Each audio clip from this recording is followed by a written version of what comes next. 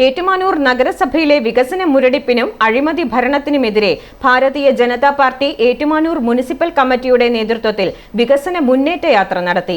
വെള്ളിയാഴ്ച രാവിലെ 9 മണി മുതൽ നഗരസഭയുടെ വിവിധ പ്രദേശങ്ങളിൽ നിന്നും ആരംഭിച്ച പദയാത്രകൾ വിവിധ വാർഡ് കമ്മിറ്റികളുടെ സ്വീകരണങ്ങൾ ഏറ്റുവാങ്ങി വൈകുന്നേരം 6 മണിക്ക് ഏറ്റുമാനൂർ സെൻട്രൽ ജംഗ്ഷനിൽ പൊതുസമ്മേളനത്തോടെ സമാപിച്ചു.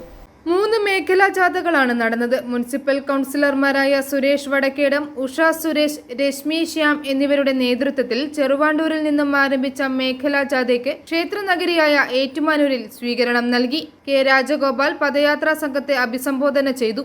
മേഖലയിൽ നിന്നും VR രാജേഷ്, സിറിൽ നരിക്കുഴി, മധു പുന്നത്തുറ, N സാബു എന്നിവരുടെ നേതൃത്വത്തിൽ ആരംഭിച്ച പദയാത്ര വിവിധ കേന്ദ്രങ്ങളിലെ സ്വീകരണങ്ങൾ ഏറ്റുവാങ്ങി നഗരത്തിലെത്തി. ജനതാ പാർട്ടി വികസിത ഏറ്റുമാനൂരിനെ കാണുന്നത് നമുക്കറിയാം.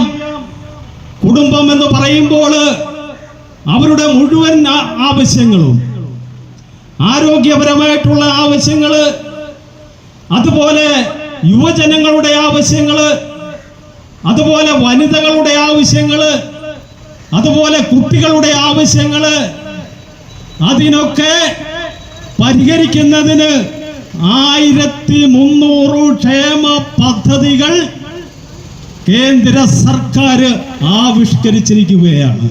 തുടർന്ന് 3 ജാഥകളും സംയുക്തമായി ടൗണിൽ പ്രകടനം നടത്തി. വൈകിട്ട് ഏറ്റുമാനൂർ സെൻട്രൽ ജംഗ്ഷനിൽ പദയാത്രകൾ സമാപിച്ചു. i4 news, Ettumanoor.